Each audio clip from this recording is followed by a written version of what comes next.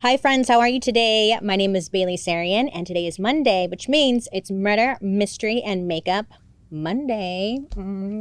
If you're new here, hi, my name is Bailey Sarian, and on Mondays I like to sit down and talk about a true crime story that's been heavy on my noggin, and I do my makeup at the same time. Just kind of get ready for my day, you know? If you're interested in true crime and you like makeup, I would say subscribe because I'm here for you on Mondays. Now listen, okay, the other day I was filming a dark history episode and I had brought up this story about a woman who poisoned a bunch of people with mushrooms. And for some reason I had this light bulb moment of why haven't I talked about this? So listen, that's what we're talking about today. Let's get into it. I kind of jumped the gun on that one, but I was excited. I'm not excited, but it was just different, okay? It's different. Today's story is different. If you're ever curious to know what I'm using, I will list it in the description box down below. But other than that, I will now get into today's story, okay? Today's story takes place in a quiet Victorian town of Leongatha, Australia. How'd I do, Australia? This one's for you. I have a lot of Australian viewers. I see you. I'm waiting for my invite, first of all. Yeah, so we're going to Australia today. So if I pronounce some things wrong, please, I'm trying my best. So, Leongatha. So one woman, she became, oh my gosh, the center of a story like straight out of a true crime novel. Erin Patterson. She was known like as a quiet, private local until a single lunch party changed everything. It sure did. Because at that table sat family, faith, and a homemade Beef Wellington. And by the end of the night, 3 guests were dead. And then Erin's name was all over headlines all around the world. I know, I was like, what in the clue is this? Now, it got everyone talking. Was this a tragic accident involving deadly mushrooms? Or was it the perfect recipe for murder? Who is Erin? Because at the center of today's story is a woman named Erin Patterson. She was born Erin Scudder on September 30th, 1974. And, looking into her background, she was born into like a very smart family. Her mother, her name is Heather Scudder. She was a lecturer at Monash University, and she was considered the children's literature expert. She wrote books, journal articles, she did interviews with the Australian Broadcasting Corporation, and she did well for herself. Her most famous work was a book called Displaced Fictions, Contemporary Australian Books for Teenagers and Young Adults. And I was like, what is this? Is this like teenage soup? What was it? Chicken soup for the teenage soul kind of thing? No, not really, actually. The book she wrote was like a critique of young adult literature in Australia from the 20th century. And it examined different authors. It urged readers to question social norms. And it encouraged teenagers and even adults to read more critically. Now, for some reason, this book seemed to ruffle a lot of feathers. I haven't read it, so I apologize. I don't know. But people said that Heather Scudder, she came off overly harsh and she kind of came across as full of herself. Now later on, Erin would actually point to her mother's overbearing nature as part of her defense. Just saying. Now Erin's dad, his name was Eton. He was more of the business guy. He would work director roles for companies in South Australia, New South Wales. Business guy. Erin also had a sister named Kainwen who came to work as a scientist in the Department of Earth Sciences. So what I'm getting at is that the family was very smart. Achievers. Erin, she grew up in Glen Waverley, which is I guess it's a middle-class suburb of Melbourne. Now that word is tricky because it looks like Melbourne, and I know I'll get roasted if I say Melbourne. So Melbourne. Yeah? Okay. Let me know down below. Thank you, Melbourne. Okay. So friends that grew up with Erin said that she was smart and she was witty. But underneath all of that, she had some pretty intense struggles, especially with her self-esteem. Erin later testified that her mom used to weigh her every week as a kid, making sure that she wasn't gaining weight. And, Erin said that this kind of led her down a path of unhealthy eating habits and even her struggling with eating disorders. So at 18, she got into the University of Melbourne for science, but eventually she switched over and started doing accounting. And then in her mid-20s, she pulled a complete career pivot, and she started training as an air traffic controller, which I was reading about it, and it's one of the most stressful jobs and one of the hardest jobs to get because of how hard it is. I know that was very vague, but I didn't know. I was educated on it. Anywho, it's not an easy job to get, okay? Now, it's at this point in her life when people's impressions of Erin start to change. Her colleagues, they saw her as odd, abrasive, strange. She wasn't social, and she was considered super blunt, sometimes even hostile. There was one person who knew Erin, worked with her, and said, quote, "She was quite aggressive in the way she spoke to people. She wasn't necessarily always unpleasant to be around, but you tended to be wary that she could snap or say something unpleasant at the drop of a hat." End quote. Maybe you know someone like that. And yeah, they're not fun to be around sometimes, huh? Well, after 3 years of air traffic control, she decided she was done, and she walked away. So then after that, Erin started working for the Royal Society for the Prevention of Cruelty to Animals, or the RSPCA. And this is where she would meet her future husband, Simon Patterson. Simon Patterson was working as an engineer at the Monash City Council, which from my understanding, was in the same building that Erin had worked in. So Simon was friends with coworkers of hers, so they would oftentimes cross paths at lunch break or something. And then after work, a lot of the coworkers would all go out for drinks after work. So Erin and Simon, they would hang out and connect there, So over time, Simon became attracted to Erin. He said it was her intelligence that really got him, that she could be quite funny and witty. So they were hanging out, they were doing all sorts of stuff, and they had known each other for about a year. And then in 2005, they became official boyfriend and girlfriend. So they would end up dating for about 3 years, or 3.5 years. And then the two would end up getting married in 2007. Now, it was said that the wedding was a bit odd. Oh yes, I was tell me more. Well, Erin, she didn't tell her family that she was getting married. And the reasons are really unclear. In my personal opinion, this is not a fact, just my opinion, I think she didn't invite the family to the wedding because Simon's family was pretty religious, and supposedly her family was not. Her mom was known to be a pretty out there atheist and stuff. So I was thinking maybe that's why she didn't invite them, because she didn't want to deal with that. You know what I'm saying? I could be completely wrong though. Either way, she didn't tell her family. Instead, Erin told her family that she and Simon were on vacation in Russia and on a train, which was a weird lie. A very weird lie. But okay, that's what she went with. I don't know. Why Russia? Why involve a train? I don't know. So I guess Simon's cousin was the one that walked Erin down the aisle, and it was mainly his family that was there. Right before they got married in 2006, Erin's grandmother, she had passed away, and I guess Erin's grandma was well off, so Erin would inherit some of the some money from her grandma. Now, it was a good amount of money, and the inheritance would be paid out over an 8-year period. And that would start in 2007. So after the marriage, once the money started coming in, Erin and Simon, they quit their jobs and they started traveling around Western Australia. I know, I was thinking I thought they would go to Russia and go on a train to at least make that story make sense, but they didn't. They just traveled around Western Australia. Okay. So they're kind of going around all these places, and they ended up settling down for a bit in a small rural town called Pemberton. So I'm looking up this town, Pemberton, and they're known to have some of the tallest trees on Earth. Yeah, I mean, it looks really pretty based on the Google images I saw. It's very naturey, very green, rural. They decided to buy a home, and Erin, she she's like living her rom-com dreams. She ends up opening a secondhand bookshop in town.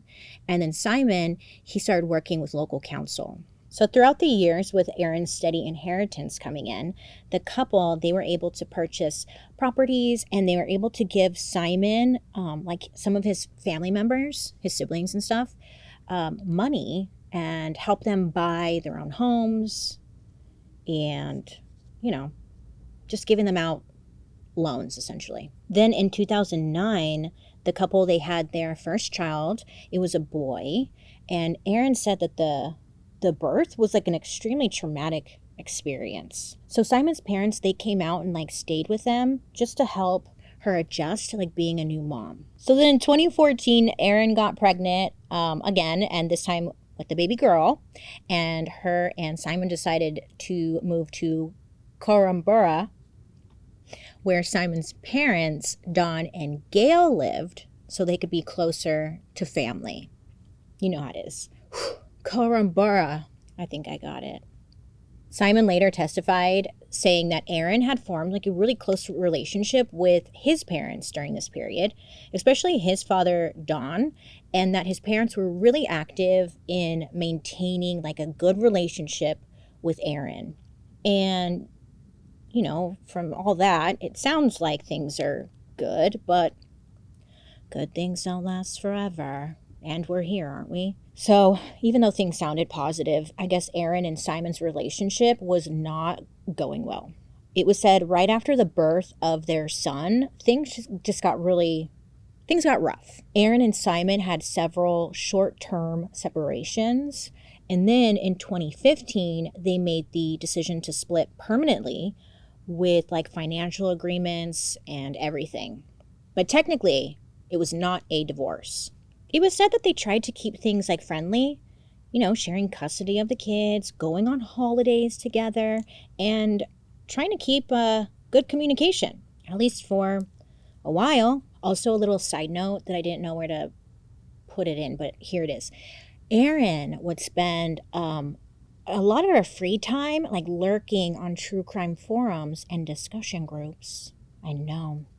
She joined groups on Facebook where they would talk about local cases that were going on in the area. Local cases, Bailey, yes. She was also invested in the Jeffrey Epstein case, as many are, / still are. She even had her true crime internet friends that she would talk with. So, I hate to say it, but she's one of us. Damn it. Oh, girl. But then in 2022, there was a turning point that seemed to like just trigger everything. It had to do with Simon and Erin's taxes. Simon had filed his tax return listing himself as single. Now later, Simon would say that this was an accident made by his accountant. But this little mistake, it pissed Erin off to another level, okay? Because it ended up messing with her receiving certain family tax benefits. On top of that, there were ongoing disputes and disagreements over child support payments in general. I guess Simon was advised to like stop paying certain expenses for the kids until like the precise amount he was required to pay was settled. Now, if you have to deal with child support and all that mess, you know how like upsetting and stressful and annoying all of that can get. And so like this was just deeply upsetting to Erin. She's believing, you know, he's not thinking about like what is best for the kids. So to Erin, he's coming off as just a deadbeat. He's trying to claim certain tax benefits. He's not helping with like child support. She was pissed off. So what did she do? She did what a lot of people these do. They go on social media and complain to anyone who will listen. So in court, they brought up Erin's Facebook group chats that she had with some of her online friends, where she would vent her frustrations about Simon and his family. And she was saying things like, these are quotes, like, "This family, I swear to effing God, I'm sick of this shit. I want nothing to do with them." She was criticizing her in-laws for not backing her in the child support dispute, saying, quote, "His mom was horrified I had claimed child support. Why isn't she horrified her son is such a deadbeat that I had no choice but to claim?" End quote. I've heard worse from people, but I mean, okay. She's mad. She is mad. So Simon and Erin's son, in a police interview that was later played in court, described the relationship between his parents as very negative, saying his father does a lot of things to try and hurt mom. And that was like the one quote I could find.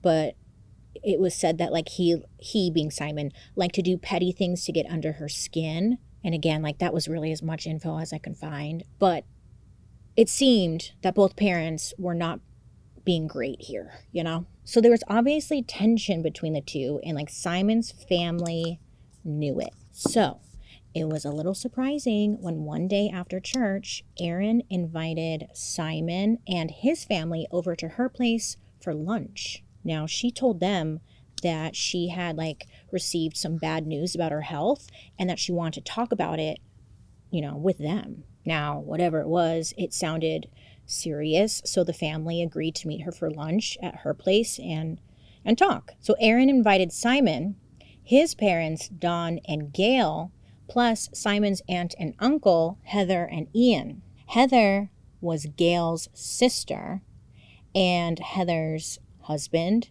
Ian, he was the pastor at the church that they all went to. Now, the day before the family lunch, Simon had texted Erin canceling at the last minute. He texted Erin saying, quote, "Sorry, I feel too uncomfortable about coming to the lunch with you, Mom, Dad, Heather, and Ian tomorrow. But I'm happy to talk about your health and implications at another time if you'd like to discuss on the phone. Just let me know." Well, this was upsetting to Erin. She texted back, "That's really disappointing. I've spent many hours this week preparing lunch for tomorrow, which has been exhausting in the light of the issues I'm facing, and spent a small fortune on beef fillet to make Beef Wellingtons because I want it to be a special meal as I may not be able to host a lunch like this again for some time. It's important to me that you're all there tomorrow and that I have the conversations that I need to have. I hope you'll change your mind. Your parents and Heather and Ian are coming at 12:30. I hope to see you there. Simon." He didn't respond after that. Okay, so more concealer. On Saturday, July 29th, 2023, Erin's in-laws, Gail and Dawn, plus Simon's aunt and uncle, Heather and Ian, they show up for lunch at Erin's home. Now, because, they were going to have a serious conversation, Erin thought it'd be best if the children were not at the house, so she sent them out to go see a movie. So when the family showed up, Erin, she, greeted them outside, and then they all headed inside together. Heather, she brought a cake with her for dessert. So Erin led them into the kitchen to set it down while everyone made a little small talk. Since none of them they've never been to her place before, Erin gave a quick little tour. She's like, "Here's the kitchen and the dining room and then the living room," the usual.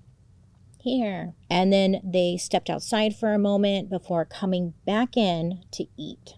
So when it came time to serve, Aunt Heather and Gail, Erin's mother-in-law, offered to help, but Erin kind of waved them off no, I've got this, go sit down, I'll be right there. So Erin served everyone their own personal Beef Wellington, and with it was a mashed potatoes and green beans on the side.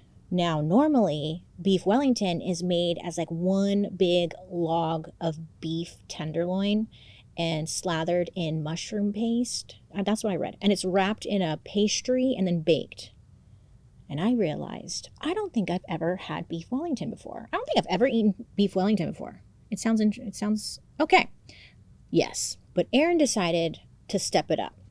So normally, again, it's one big unit and you cut it up.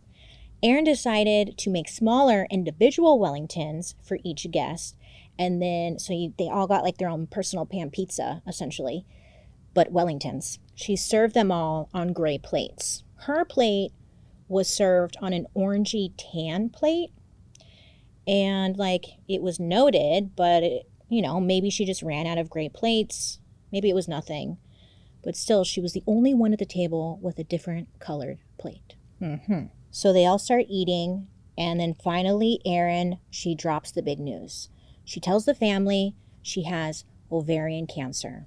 I mean, they're shocked and sad. They're sad for her. That's awful. So Erin tells them like she wasn't sure how to break the news to the kids, but that she was going to get treatment and she would like the family support through the process. They're supportive and understanding. At the table, they prayed for her. They prayed over Erin and prayed for just a healthy recovery. They ate their meals, had a bit of cake, talked in the living room, and then, they took off for the day. About 10 hours later, Simon's family starts getting sick one by one. Heather and Ian were the first ones to really feel it. I guess both of them got up in the middle of the night, and were vomiting nonstop. I guess it was pretty violent. And then shortly after, Simon's parents, Dawn and Gail, they were in really bad shape. Same thing, very violent, so sick that it's coming out of, both ends. And it was so bad that they decided to go to the hospital. But no matter what the doctors gave them, they were not getting better, and they just couldn't keep anything down. So Dawn and Gail, they ended up getting transported to another hospital in hopes to get them better treatment. So when Dawn arrived at the other hospital, his organs were failing, starting with his liver. I mean, it was so bad, and it seemed to just be happening so fast. So Dawn was placed in an induced coma and was on life support. So when Gail arrived at the hospital, the second hospital, her organs too were starting to fail, and she also received the same treatment as Dawn. So when Simon found out about his parents, he had talked to Ian and Heather and told them that they should go to the hospital ASAP. So Simon ends up picking them up, Ian and Heather, and he ends up driving them to the hospital. So, they get there, they're being treated, but similar to Dawn and Gail, nothing was making them feel better. So Dawn and Gail are at one hospital, and Heather and Ian are at a different hospital, but they are experiencing similar symptoms. And this led the two hospitals to get in contact with each other. Their goal was to figure out what was going on, believing that this was some kind of poisoning, but what kind? So when the family first arrived, doctors were able to ask questions and realize that they all had something in common. They had eaten Beef Wellington. So the doctors, they're comparing notes, and their symptoms were in line with mushroom poisoning, specifically a very deadly mushroom called the death cap mushroom, which just sounds terrifying in itself. Well, I guess it should sound terrifying. It kills you, so you don't want it to sound friendly. That makes sense, Bailey. Yeah, solve that mystery. Mushroom poisoning symptoms, it really depends on the type of mushroom that you eat. But in this case, with Gail, Dawn, Heather, and Ian, everything that they were going through lined up almost perfectly with, the death cap mushroom. Or if you want to get fancy, Amanita phalloides. Mushroom poisonings, it's tricky because at first you feel totally fine. Anywhere from 6 to 12 hours, you feel fine. You're wow, that mushroom pasta, that was so good. But meanwhile, the toxin is already deep in your body doing the most. And then when the symptoms, they finally show up, they hit hard. Stomach cramps, violent vomiting, diarrhea, sweating. Your body's just going through hell. And then after all that, some people actually start to feel better, which can be very confusing, right? Because you're probably thinking, okay, that was just some gnarly food poisoning. But nay. That was just the honeymoon period. What's really happening is the toxin called amatoxin, yes, is now silently destroying the liver and the kidneys.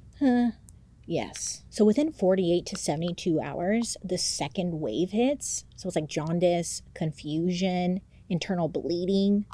And without aggressive treatment, death usually follows just from total organ failure. And that, my friends, is why the death cap is one of the most dangerous mushrooms in the world. Because it looks all cute and harmless, but it kills quietly. And then by the time you realize, it's too late, usually. But over the next few days, things went from bad to worse. I mean, Heather was the first to decline, and it felt like it happened so fast. Doctors said she was too sick to even qualify for a liver transplant, so they tried other treatments, but nothing worked. And sadly, Heather ended up passing away on August 4th. That same day, Gail, Heather's sister, her health was also collapsing. Like her sister, she was considered too unwell for like a transplant. And just hours after Heather had passed, Gail passed away. And then Don was next. His condition kept getting worse. And by August 4th, doctors were able to perform a liver transplant on him. But sadly, like, it failed. Don ended up passing away the following night on August 5th. And then there was Ian. He was in critical shape. They put like a breathing tube in his throat. His heart was struggling and his body was just like barely holding on. But unlike the others, he started to slowly improve. And then on August 14th, doctors were able to remove his breathing tube and things were just looking good for him. And by September, he was in the hospital for quite some time. But by September, he was able to be moved into like a rehab center. Now, aside from Erin, Ian Wilkinson was the only survivor of that freaking lunch. Okay? Trauma. It's so sad. Like the whole family was just taken out. And like quick, too. So Simon, obviously devastated, he lost his freaking family. On August 31st, he held like a public memorial service for his parents.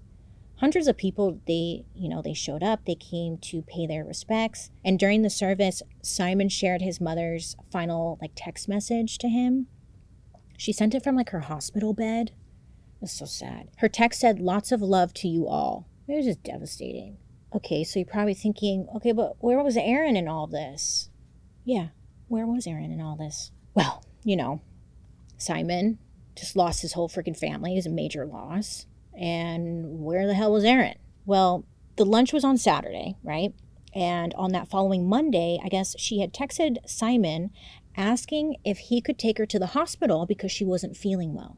In my personal opinion, I think she knew what was going on with the family and kind of wanted to get on the record that she was sick too. That's just my opinion. So she texts this to Simon and he basically tells her like, get yourself to the hospital, okay? I'm a little busy with my family. So Erin, she ends up going to the Leongatha hospital, one of the hospitals, and she walks into urgent care and she tells them she's not feeling well, she has diarrhea, she's vomiting, all that stuff.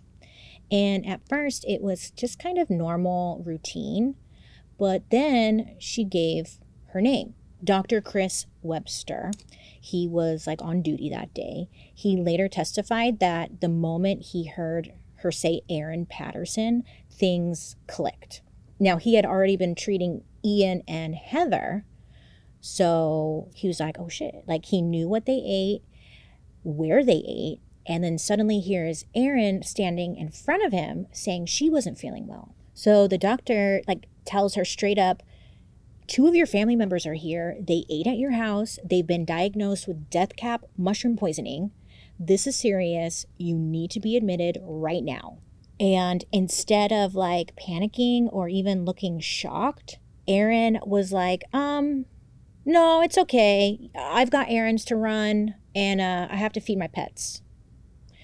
And against doctor's orders, she walks out. Of course, before leaving, she had to sign a document saying that she was refusing care. And this was captured on CCTV. But, they were really trying they didn't want her to leave. This is serious. Now, most of us, you would think, if you were told by a doctor that you might have eaten poisonous mushrooms and you're probably going to die, you would freak out, right? And you'd be like, oh my God, help me. I'm at the hospital. Help me. But not Erin. She dipped right out of there. And her reaction, honestly, is what raised eyebrows. So when Erin left, Dr. Webster, he started calling her nonstop, her cell phone, hello, trying to get her to answer. And she wasn't answering his calls. So he left voicemails begging for her to come back. And when he got no response, he then called 000, which is Australia's 911. And he was asking police to do a wellness check. This is Dr. Chris Webster calling from Leongatha Hospital, and I have a concern regarding a patient that presented here earlier but has left the building and is potentially exposed to a fatal toxin from mushroom poisoning, and I've tried several times to get hold of her on her mobile phone. And what happened when she presented? She just got up and left? No, there was time for the nurse to begin observations, and I was managing the other critically unwell patient, so I had a brief chat to her about where the mushrooms were obtained, and after that, while I was attending the other patients, the nurse informed me that she had discharged herself against medical advice. So after all like the phone calls and whatnot, Erin doesn't call back, but she ends up coming back. She returns to the hospital. And that's when Dr. Webster tells her, like, you need to bring in your kids, like, right away. Because Erin had told him that the kids ate some of the Wellington leftovers. And he's like, well, you need to bring them in. Like, what are you doing? And Erin was like, well, I don't want to scare my kids. Like, I don't want to worry them. And, you know, Dr. Webster was like, look, they can be scared and alive or dead. Like, what's the deal here? Like, her being so kind of like whatever about it was just bizarre. So Dr. Webster, he ends up calling the police and he lets them know, like, hey, Erin, actually, she came back. And with her approval over the phone, he asked police to grab some of the leftover Beef Wellington out of her trash bin so they could test it and fully confirm that, you know, it contained the death cap mushrooms. So they do that. And Simon is the one who ends up picking up the kids and brings them to the hospital. So doctors, they end up checking the kids and Erin, and there are no signs of poisoning. So they all get discharged. Meanwhile, a full-blown investigation into the origin of the mushrooms has started. The police, the Department of Health, and even Child Protective Services were now involved. So investigator Sally Ann Atkinson from the Department of Public Health, you know, she calls up Erin to kind of hear her story. Erin tells her that she started feeling sick around midnight on Saturday, but she was feeling better by Sunday afternoon.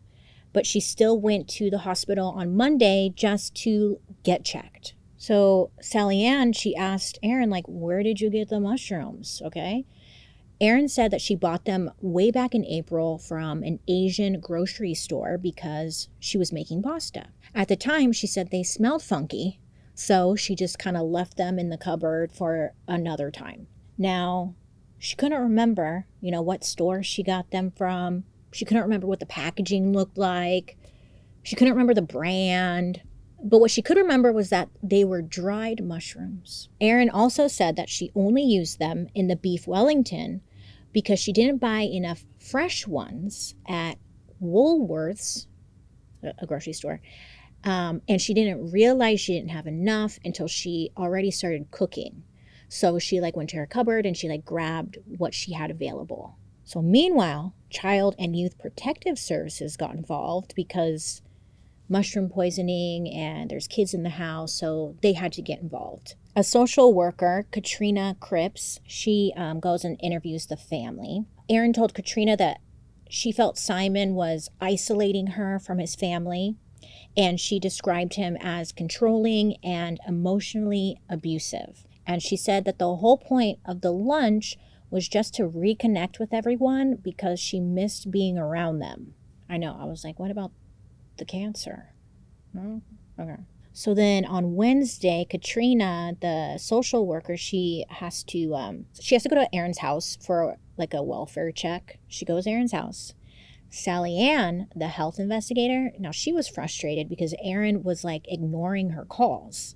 So when Sally found out that Katrina was going to Erin's house, she was like, hey, put Erin on the phone. I need to talk to her. So Katrina, she gets there and she calls up Sally Ann and she puts her on speaker and she hands it to Erin. Because Sally Ann's like, I just have a couple questions, I just have a couple questions. So Sarian, she asked Erin, can you check your bank records? Like maybe give me a store name, something. Erin said no, because she had paid cash, but she did give like a few possible neighborhoods that she might have shopped in. Erin just had like no answers. When the phone call ended, I guess Katrina just straight up asked Erin, did you pick the mushrooms yourself? And it was said that Erin didn't even answer. She just kept scrolling on her phone. So police were very suspicious of Erin's behavior. So they started tracking her movements and her purchases. I mean, they're like, something ain't right here. Okay. So they're digging around and they find something very interesting. A purchase that Erin made in her bank account. There was a charge on Wednesday, August 2nd, and at the Kunwara transfer station. What's that, you ask? Well, listen, it's the local dump, or a tip, as the Aussies call it. Well, I also read people in the UK call it the tip too. But either way, Erin was at the tip. What was she doing there? Well, police were able to get CCTV footage, and guess what they see? Erin was dumping a Sunbeam dehydrator. Yes, a food dehydrator. You know, that home appliance that removes moisture from food. Just a couple of days after the lunch. So with that, police, they were able to get a search warrant for her house. So they go in and they take her phone, her iPad, computer, even a cookbook. And of course, they brought Erin in for questioning. So detectives asked if she had ever foraged for mushrooms. Like, is this a hobby of yours, Erin? And Erin tells investigators, never. And they asked her, like, do you preserve food? Have you ever dehydrated anything? And again, Erin just says, nope. She was giving one-word answers the whole time. Now, they knew she was lying. They didn't tell her about the footage of her dumping the dehydrator yet. But they did tell her that when they were searching her home in, like, one of her kitchen drawers, they found an instruction manual for a Sunbeam food dehydrator. They were like, I thought you've never dehydrated food before. They asked her, like, why would you have that if you've never dehydrated anything before? Well, Erin's response was, I have lots of manuals, just lots of stuff from over the years. I've had all sorts of appliances, and I just keep them all. She told police that she owned a dehydrator like 8 or 9 years ago, and that's probably what it was from. So after questioning, Erin, she went and she got herself a lawyer. Now, the Department of Public Health, they had finished their investigation and found that there were no death cap mushroom contaminations at any of the Asian grocery stores in the areas that Erin had mentioned. Almost 3 months after the deadly lunch, police finally felt like they had enough to move in. And on November 2nd, 2023, they executed another search warrant at Erin's house, and this time arrested her. She was officially charged with 3 counts of murder for Dawn, Gail, and Heather, and 5 counts of attempted murder. The 5 counts of attempted murder, one was for Ian, the only survivor of the lunch, and the 4 others were for Simon. Prosecutors, they even alleged that there had been 3 earlier attempts where Simon became very ill, and they suspected that Erin may have poisoned him those other times. So after the arrest, Erin was taken into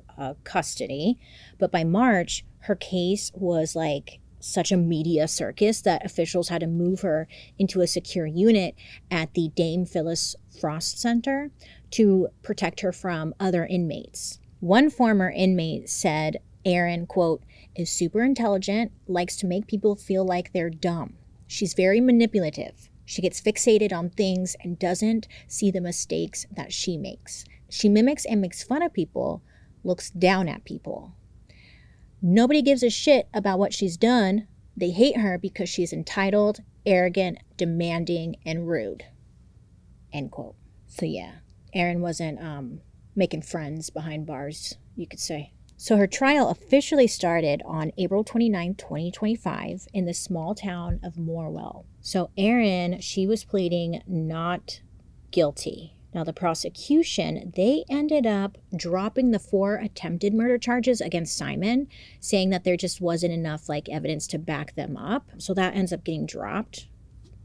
But I'll bring it up again in a second. The press, of course, they're going wild.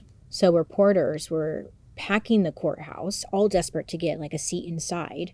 And in Australia, cameras are not allowed in court.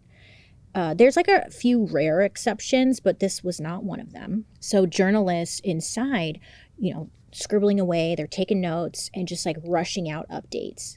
And from my understanding, Australia has pretty strict media laws about influencing public opinion during a trial. So reporters, they have to keep things as neutral as possible. So no bias, no spin, just facts. And you think that's how it should be everywhere, really. So prosecutors, they wanted the jury to see Erin as angry, vindictive, cold, and calculating. A woman who plotted to kill family members she thought had wronged her. And the defense, of course, pushed back. They argued that, this was nothing more than a tragic accident, just a horrible, horrible mistake. Over the course of the trial, about 50 witnesses were called, including Simon, Ian, the only survivor, and then eventually Erin herself, who took the stand right at the end. So during Simon's testimony, he laid it all out. Their separation, the money battles, the custody struggles. He also said that Erin seemed very disappointed when, he didn't go to lunch. But there were other details that were small things that stuck with him, like when he was driving Ian and Heather to the hospital. Heather had mentioned to him that Erin, she had eaten her lunch on a different color plate than everyone else. Now, at the time, it was an odd detail, but knowing what we know now, maybe it was on purpose. Simon also testified that once his family was rushed to the hospital, Erin never asked him how they were doing, not once. And even when they passed away, Erin did not attend the funerals. Now later, Erin said that she was advised not to, but, it's just So during the pre-trial hearing, so kind of skipping back a little bit, Simon revealed that he had gotten sick multiple times after eating meals with Erin back in 2021 and 2022. Now, his doctor at the time told him to start keeping track of the illnesses in a spreadsheet. So he did. So Simon had a spreadsheet of possible poisonings. Now, in the end, the jury never heard this part. The trial stayed focused on the mushroom lunch, not the spreadsheet. But this is where the initial 4 attempted murder convictions was coming from. Unfortunately, it just all got dropped. But I think that's why Simon didn't want to go to the lunch. I don't know. When Ian took the stand, he talked about the day of the lunch, saying that, quote, Erin seemed normal to me, that there was nothing off about her. There was no warning signs, but there were little things that he found odd, Erin not allowing Heather or Gail to help in the kitchen or even look in her pantry. Erin insisted on plating everything herself and again used a weird orange tan plate while everyone else got the same gray ones. When Erin took the stand, she had a lot to say.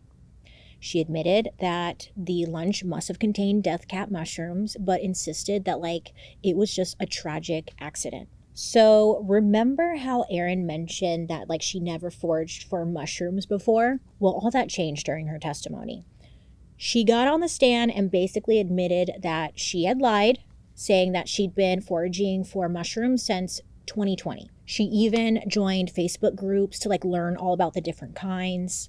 She admitted to having and using a dehydrator for quite some time, a fact that was even backed up by text messages that were sent between her and Simon that were shown in court. She even sent messages to friends saying she'd been sneaking dried mushroom powder into her kids' baked goods for the nutritional benefits. So, when asked, why'd you lie? She said that she panicked after a conversation she had with Simon at the hospital. Now, I guess at the hospital, Simon asked her point blank, "Is that how you poisoned my parents?" And like that, I guess, sent her spiraling. She admitted she had a, quote, stupid knee-jerk reaction to just dig deeper and keep lying, and that she felt really worried because child protection was now involved. And all this led to her getting rid of the dehydrator. She said she made that decision just based out of fear, thinking that the mushrooms were the reason everyone got sick. So Erin talked about why she was having lunch that day with everyone, remember? That, yes, she invited the family over to talk about her ovarian cancer, but that was a lie. She did not have cancer. Now, the truth, according to Erin, was that she was going to have gastric bypass surgery and was too embarrassed to tell them that. I'm not judging, but like I'm judging, you know? Like, why? Okay, you could have just made anything else up. I'm getting my wisdom teeth pulled. Like, why cancer? Jeez. So Erin told the court that she had booked an appointment for gastric bypass at a certain clinic, Enrich Clinic, in September of 2023, and that she already had like the pre-assessment. Well, prosecutors were like, oh, interesting. Like, let's look into this clinic and fact check her, you know? And it turns out this lying ass bitch, the clinic that she mentioned didn't even offer gastric bypass surgery. It wasn't on their menu list. Yeah, no. So they mentioned this to Erin, and then she just tells the court like, oh, I must just be misremembering the name of the clinic. But to the court, she was just kind of looking like a liar. Kinda.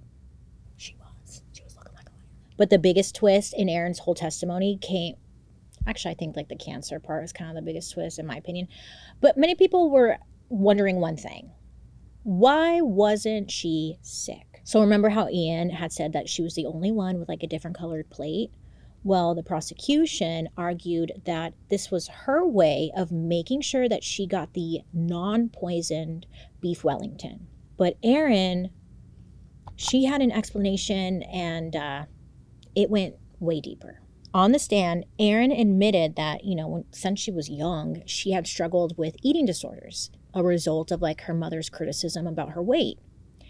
Erin said after the family had left that day, she was alone and she devoured like the entire cake that Heather brought over. And then after that, she went to the bathroom and she purged. And that was the reason why she didn't get as sick as everyone else, because the mushrooms didn't get a chance to like fully digest. Erin told the court that she definitely did get sick, like the day after lunch. She said she was driving her son to a flying lesson and she had diarrhea, and I guess it was so bad that she had to like pull off on the side of the road so she could use the bathroom, So she said she pulled over to the side of the road, she had diarrhea, and like luckily she had wet wipes with her so she was able to clean up. And then she said on the way to drop her son off, she made a pit stop at a gas station to throw away the wet wipes and like use the restroom because she had diarrhea so bad. So the prosecution, they showed the CCTV footage of her at the gas station. And then they just like tried to pull apart her story. Because in the footage, it shows her going into the gas station. She goes into the bathroom for a whole 9 seconds. And the prosecution was saying, 9 seconds is barely enough time to like wash your hands, let alone have diarrhea.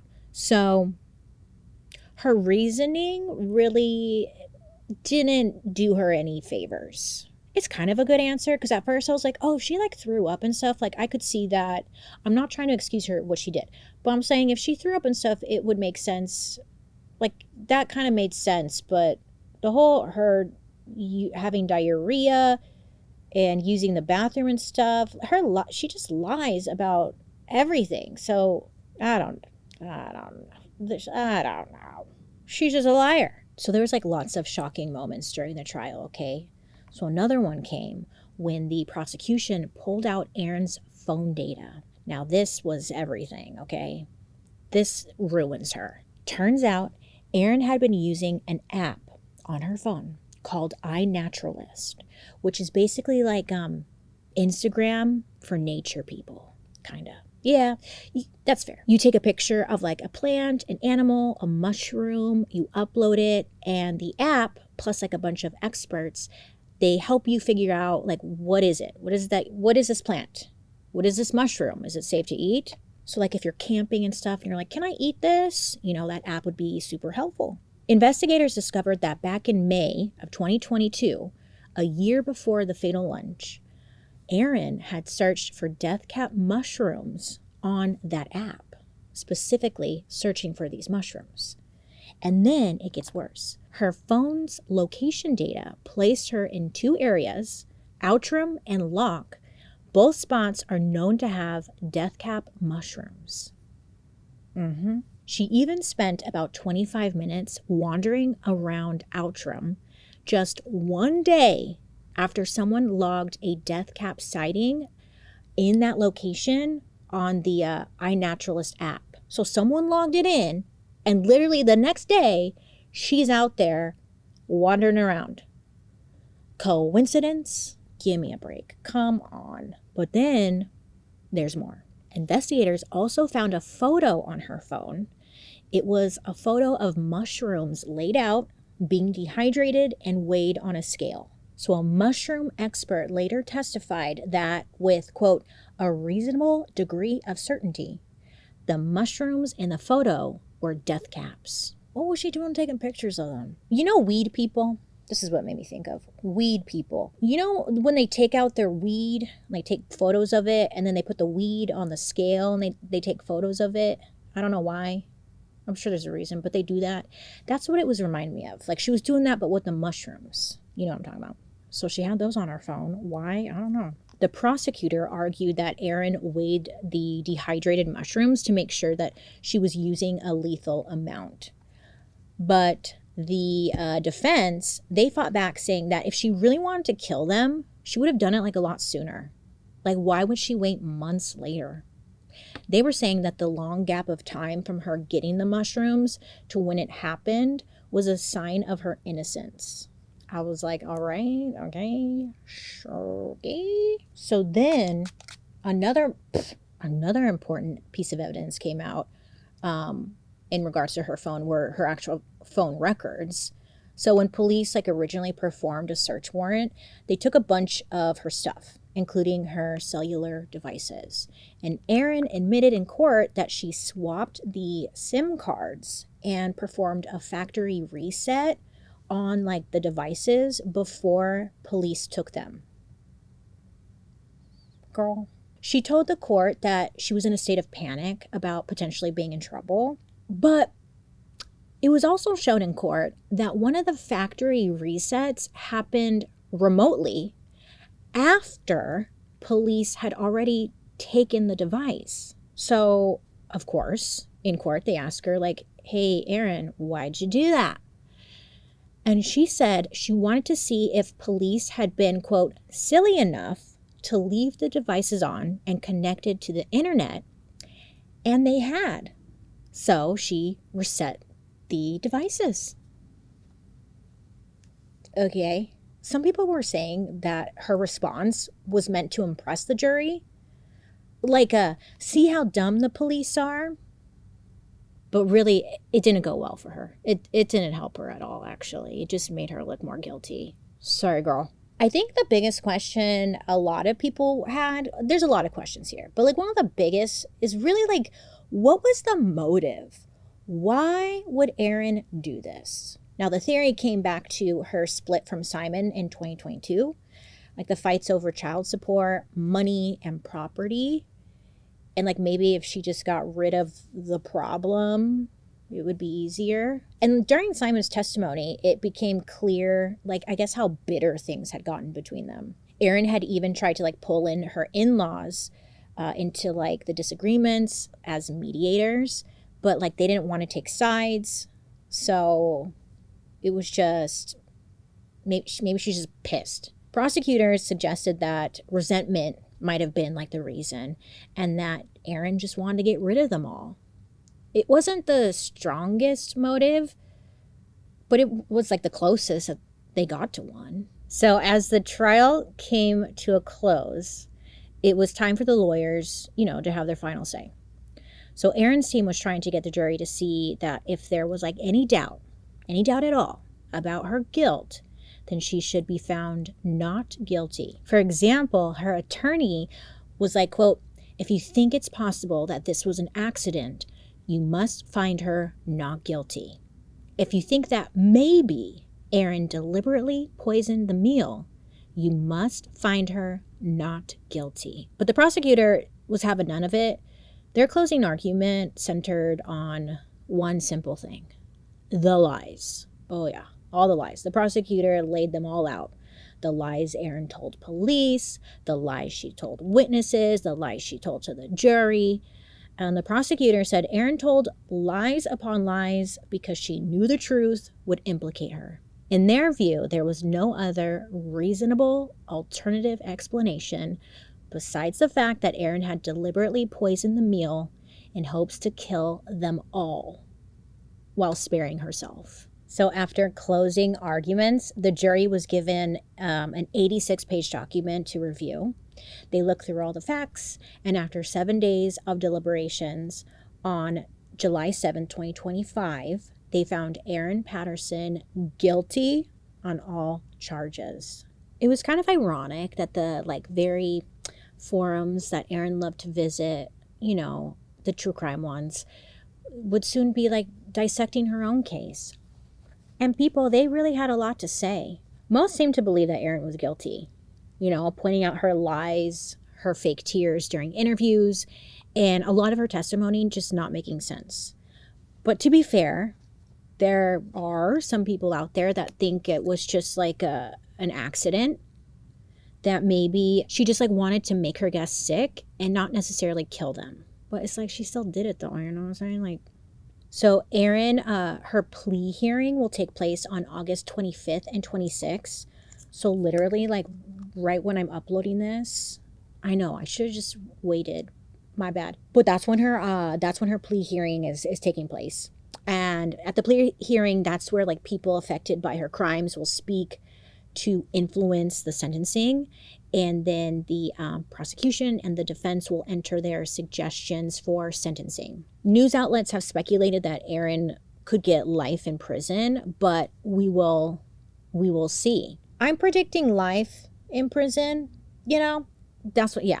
Simon and the kids are just trying to stay out of the spotlight and trying to move on, as best as they can at this time. Ian started preaching again and celebrated his 70th birthday, and he seems to continue to be a pillar in his community. And of course, this case was everywhere, and apparently a mini series is already in the works.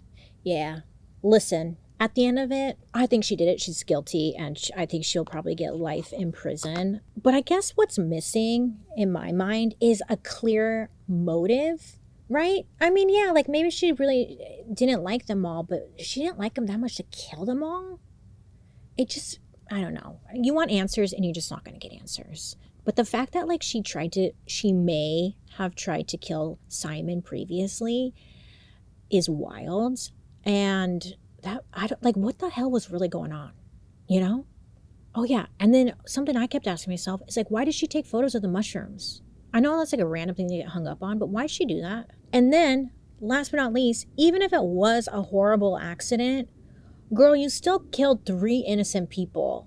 You don't just get a couple years in prison and that's it. No. You killed 3 people and you need to be put away. And I think she will be. Anyways, that is the whole situation with Erin Patterson. I think she's going to get life, and I think that's what she deserves. But I would love to hear your thoughts down below. If you think she's innocent, get out of here. There is the door. Get out of here. I guess this case probably interested a lot of people because you just don't hear about someone poisoning someone. You haven't heard of a food, a poisoning in a long time. It's a very old school Aqua Tofana kind of feel. No, it's not Aqua Tofana, because at least with Aqua Tofana, she was doing it in a way to help women get out of shitty situations. I don't know. It just feels so old school. Trying to poison people with mushrooms. I don't know. Maybe that's why people were so into it. That's what I'm thinking. Anyways, let me know your guys' thoughts down below. Also, let me know who you want me to talk about next time. And also, Australia, invite me over. I want to come to Australia. I've never been before. So invite me. I want to come. Oh, and don't forget to like and subscribe and all that silly YouTube stuff. But most of all, I hope you have a good day. You make good choices. Be safe out there. Okay? And I'll be seeing you guys later. Goodbye.